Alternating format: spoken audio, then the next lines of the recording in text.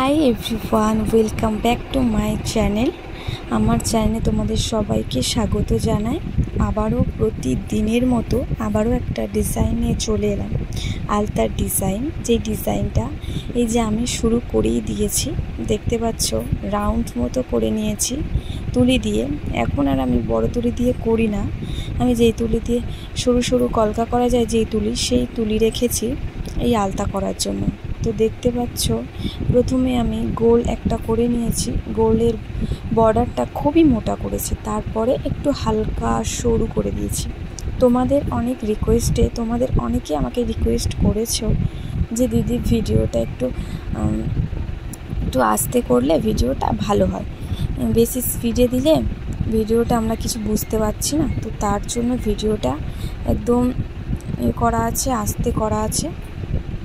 তো এখানে দেখতে পাচ্ছ আমি পাশে পাশে এই যে ডট ডটগুলো দিয়ে দিচ্ছি সরু সার্কেলের মধ্যে, ঠিক আছে। আর সামনে মাঝখানের ভিতরটায় গোল, এই সামনের গোলটায় পুরো ভরাট করে দিচ্ছি, ঠিক আছে। তো আর আমি কি জন্য বুঝতে পারছিলাম না, আলতাটা পরার পরে না কেমন হয়ে যাচ্ছে, চকচক মতো করছে, রেডটা ভালোভাবে বোঝা যাচ্ছে না কেন, আমি জানি না।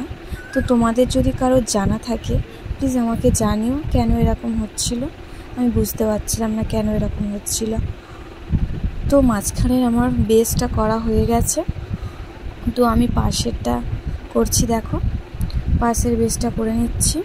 তো এই পাশের বেসটা করা হয়ে গেল, সামনেরটা ভালোভাবে করে নেওয়া হয়ে গেলো। তারপরে আমি ফেব্রিক দিয়ে সুন্দর করে ডিজাইনটা করব। আর তোমরা আমার পাশে রয়েছো, এটা আমার কাছে অনেক বড়। তোমরা সবাই ভালো থেকো, এইভাবে আমার পরিবারে যুক্ত হয়ে থেকো, এভাবেই আমাকে সাপোর্ট করে যেও। তোমাদের ভালোবাসা আমাকে অনেক অনেক হেল্প করে।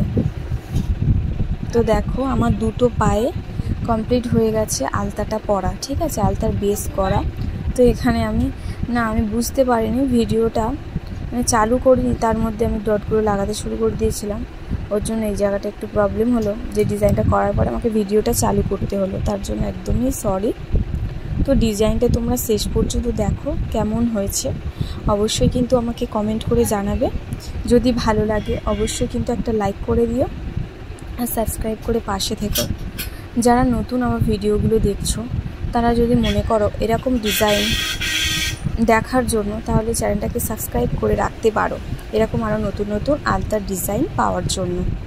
তো এরকম ডিজাইন বিভিন্ন পুজো বাড়িতে, দুর্গা পুজো, সরস্বতী পুজো, যে কোনো ওকেশন সামনে আসছে, বৈশাখে, পয়লা বৈশাখ, আমরা পয়লা বৈশাখে কত কিছুই না করি, তো পয়লা বৈশাখেও তোমরা সাজতে পারো, এরকমভাবে আলতার ডিজাইন পরতে পারো।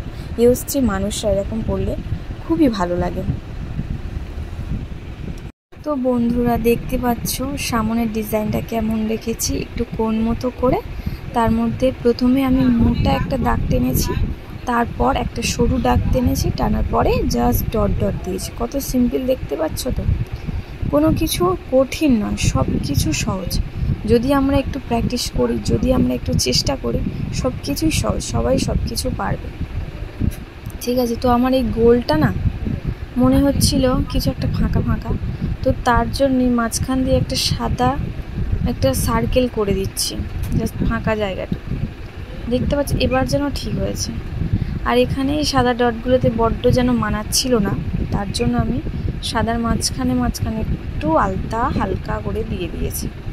আর একটা মাছি আমাকে এতটাই ডিস্টার্ব করছিল কেন জানি না, শুধু এসে আমার পায়ে বসছে, এত ডিস্টার্ব করছে।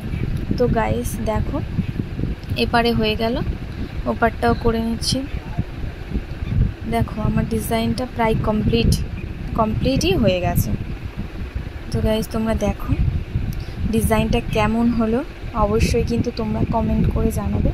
যদি ভালো লাগে অবশ্যই একটা লাইক করে দিও আর সাবস্ক্রাইব করে পাশে থাকো। তো দেখতে পাচ্ছ ডিজাইনটা কেমন লাগছে, ভালো।